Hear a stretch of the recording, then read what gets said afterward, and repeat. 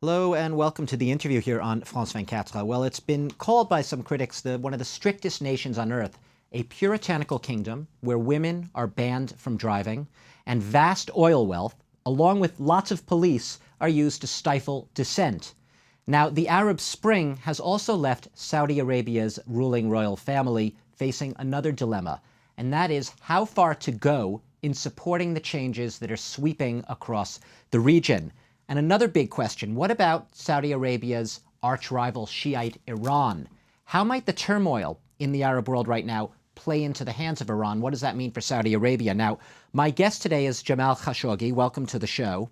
He is a former editor of one of the most reformist newspapers in Saudi Arabia, Al Watan. He resigned 2 years ago from his position there, and that was after a publication, an opinion piece, was published in your newspaper, not by you, by someone else, a poet, criticizing Salafism, which is really a strict reading of Sunni Islam, which is prevalent in Saudi Arabia. You yourself didn't support the piece, but you resigned, and you had differences of opinion with the authorities in Saudi Arabia in the past. Now, today I want to speak to you. You're the head of a new channel they're about to launch at the end of the year, the Arab News Channel. I'd like to speak to you more about Saudi Arabia inside and outside the region, and you as a journalist, how you see Saudi Arabia's role. The Friends of Syria meeting here today in Paris. Large sort of opposition meeting to send a message to Assad. What is Saudi Arabia's role? I think there's been some misunderstandings here. We've heard Saudi Arabia wants to give cash and arm the opposition. What is Saudi Arabia doing right now? What should it be doing? Two things. Saudi Arabia is very much interested in what goes on in Syria for political and for moral responsibility. The Syrians are very close to us. They're almost neighbors, practically. Neighbors, and neighbors, family. Arabs are very close to each other everywhere, but the Syrians are closer. So there is a moral responsibility. We are not happy with what is going on in Syria. But in the same time, politically, history is being restructuring right now in the Middle East. It is as important as the moment of 1918 when the new Middle East was born. Syria was hijacked for 40 years out of its geographical, political situation by Iran and by a sectarian government. Now history is being corrected between us and Turkey.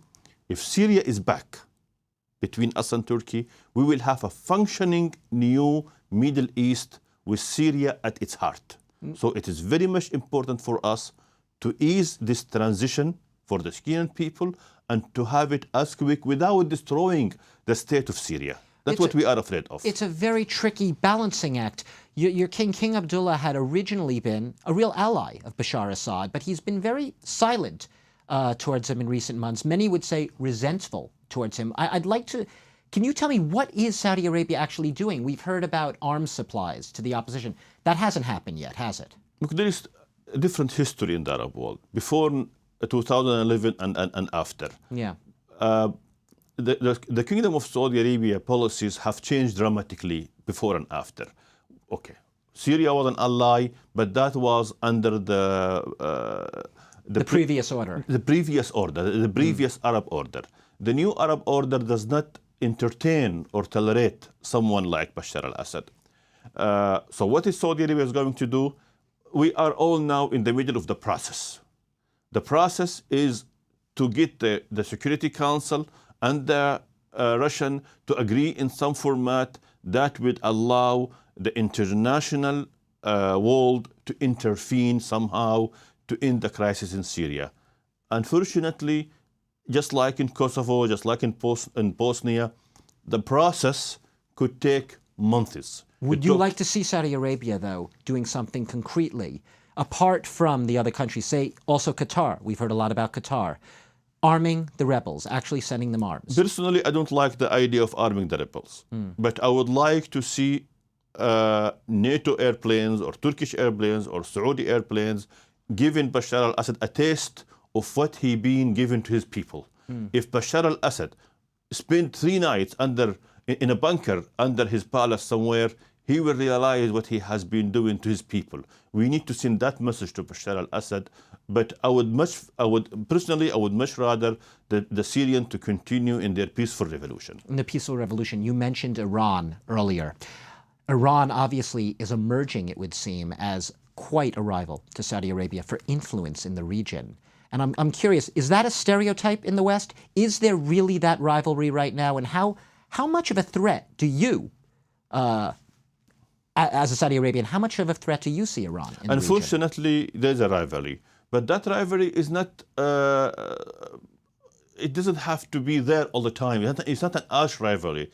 I called it an arch rivalry. Yes. When we had an opportunity to have a better relationship with Iran, with the Islamic Republic of Iran, a decade ago, we jumped into it. When Rafsanjani was in power, he came to Saudi Arabia. The king, he was a crown prince at that time, built a very working relationship with him. We want to have a better relation with the Iranians. I will give you the example of Turkey. Turkey is a powerful country emerging right now in the Middle East, but we appreciate the Turkish infringement, if I will call it so, because it is positive. It is coming with business, it's coming with cooperation. We would like the Iranians to also come to our area with business, with ideas, with engagement, not with intervention, not with building relations within the societies in a sectarian manner. They go to the Shia community and they build a relation with, they go to other Shia community in Yemen, they go to the Shia community in Bahrain. That is not healthy. Let's have a relation between a state to a state, people to people. Not sectarian, I understand what you're saying, but let's look within Saudi Arabia itself right now, because there was some criticism, especially from the United States last year, when Saudi Arabia sent about 1,000 troops to Bahrain to support the monarchy there against the protests by a Sunni Muslim. How do you defend Saudi Arabia on that? Because I mean, you could say that was the Arab Spring happening, and Saudi Arabia intervened to make sure it didn't happen. There's a big difference between what goes in Bahrain and elsewhere in the Arab world, where Libya or Syria, for example. There is a genuine movement of opposition, but people in Bahrain demanding certain rights. And the Bahraini government is willing to engage with them. And we see that happening every day. But when the Saudi troops went to Bahrain, it did not fire a single shot. No, but they did help the military to support. It was a symbolic stand in order to send a message to the Iranians. That peaceful protest against the regime will not be tolerated? No, that don't mingle in Bahrain.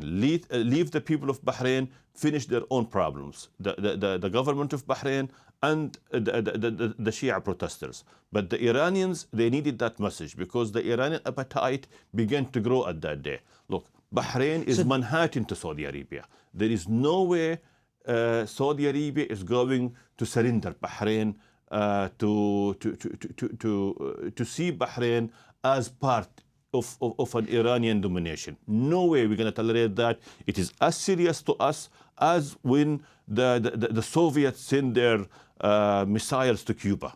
And it's right on your doorstep. It is right your neighbor. On our doorstep. It's your neighbor. In Saudi Arabia itself, when you think of Saudi Arabia outside the country, Westerners, you think of all of that oil. I think Saudi Arabia had over $200 billion in oil revenue last year. Some people say Saudi Arabia has used that oil revenue to suppress dissent at home. The king has given a lot of jobs, a lot of job programs, keep the people happy with money. They won't protest. What do you say to that? Maybe that is trickle-down economy. It's not to suppress dissent.